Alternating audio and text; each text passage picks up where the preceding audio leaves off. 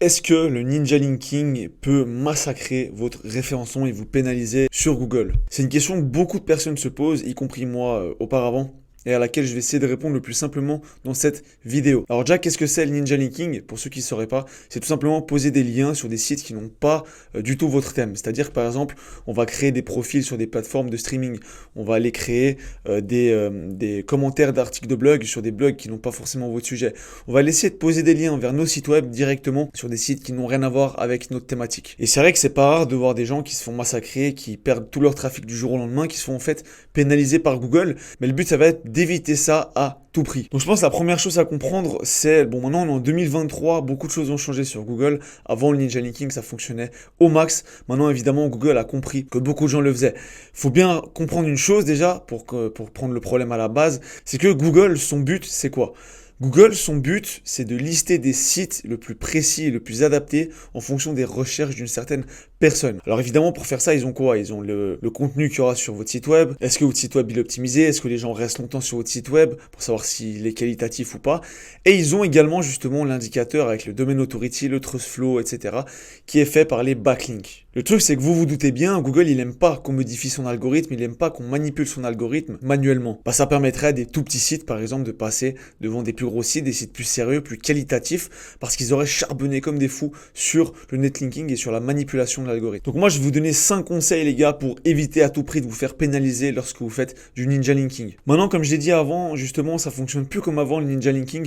C'est pourquoi, moi, je vous conseille une seule chose, c'est de le faire dans un sens très précis. On va faire du ninja linking au début pour augmenter les stats d'un nouveau site, pour les faire monter un petit peu, pour ensuite pouvoir justement accéder à des autres blogs et faire des échanges de liens avec eux qui soient thématisés. À partir de là, théoriquement, le trafic va augmenter, vous allez vous positionner sur des bons mots-clés, vous allez pouvoir commencer à générer du chiffre avec votre site web et pouvoir acheter des liens qui soient thématisés. Vraiment, le ninja linking en 2023, il faut le voir comme un tremplin vers la possibilité d'avoir des liens thématisés qui sont gratuits. Moi, aujourd'hui, je vais vous donner mes 5 conseils, les gars, pour éviter à tout prix de vous faire pénaliser par Google en faisant du ninja linking. Premier conseil, ça va être de varier les liens nofollow et les liens dofollow. Il y a 1 milliard de débats sur ces sujets-là. Est-ce que le nofollow sert à quelque chose? Est-ce que ça fait augmenter ses stats, etc.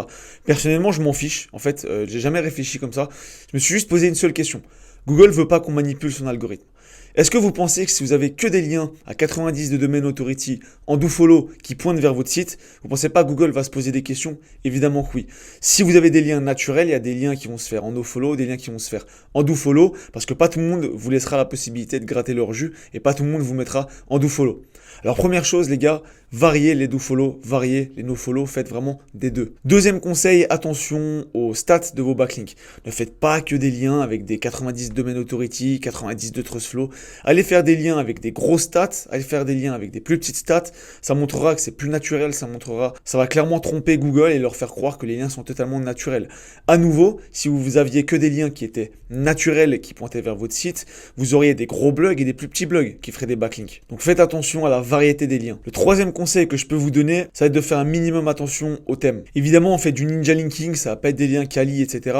Mais évitez de faire trop de liens sur des sites qui n'ont rien à voir. Essayez de faire des sites quand même sur les trucs qui ont un minimum un rapport. Typiquement, si vous êtes dans la CBD, essayez de trouver des blogs, des trucs comme ça où vous pouvez commenter, mais des blogs qui soient dans le domaine de la, peut-être des paysagistes, des choses dans ce genre-là, dans lesquels vous pouvez essayer de glisser 2-3 mots qui soient dans votre thématique. Et surtout, en fait, le fait de faire ça, ça va vous aider à ne pas vous faire dégager par les modérateurs. C'est une chose importante, c'est quand on fait du ninja linking, on est l'ennemi des modérateurs, des autres blogs et des autres sites. Et il n'est pas rare de voir que les gens vont supprimer tout simplement vos liens parce qu'ils savent très bien que vous êtes là uniquement pour gratter leur jus. Et tout ça, justement, m'amène au quatrième point qui est ayez un bon ratio entre les liens ninja et les liens thématiques. Les liens ninja, comme on l'a dit, c'est bien, faites-en 10-15 d'un coup au début quand vous vous lancez, quand vous voulez monter vos stats, mais ayez un bon ratio, essayez de faire du lien qui soit thématisé également. Ça permettra vraiment de rendre la chose beaucoup plus naturelle. Alors certes, je pense bien que vous n'avez pas des 100 et des 1000 à investir dès le début, vous voulez vous assurer que le site fonctionne, qu'il puisse faire du bénéfice, que votre modèle soit correct, mais essayez quand même d'investir une mini partie de votre capital, une mini partie de vos bénéfices là-dedans dès le début pour essayer d'avoir un ratio qui soit logique au fur et à mesure de votre évolution. Cinquième et dernier conseil, attention aux extensions des sites. Si vous avez un site en .fr, si vous avez que des backlinks qui viennent de sites en .india, donc pour des sites indiens, C'est bizarre. On va pas se mentir, c'est bizarre. Pourquoi un site indien? C'est pas la même langue, c'est pas le même continent, il y a tout qui est différent. Pourquoi est-ce que uniquement des sites indiens feraient des liens vers vous? Faites attention à ça. C'est pas grave si vous avez quelques sites, quelques backlinks qui viennent de sites indiens, qui viennent de sites chinois, qui viennent de sites australiens ou autres, mais essayez quand même d'éviter un petit peu, essayez d'avoir un ratio qui soit un minimum correct et qui puisse faire croire que c'est totalement naturel. Donc en gros, vous aurez compris, c'est très simple, il faut juste comprendre que l'algo, il aime pas être manipulé, il faut faire gaffe, il faut passer sous les radars. Alors ayez un comportement qui soit le plus naturel possible, faites les choses les plus aléatoires possibles, enfin qui paraissent le plus aléatoires possible, mais évidemment, tout doit être bien calculé. Mais il faut comprendre une chose, que même les liens achetés, de toute façon, ça comporte un risque parce que de nouveau, même en achetant des liens thématiques, vous manipulez l'algorithme. Alors faites attention, ne soyez pas trop gourmand, prenez le temps qu'il faut, mais ne vous ruez pas sur les backlinks ninja comme des cons pour au final perdre tout votre trafic dans les 2 prochains mois qui suivent. Sur ce, c'était SEO Mindset, je vous souhaite une belle journée.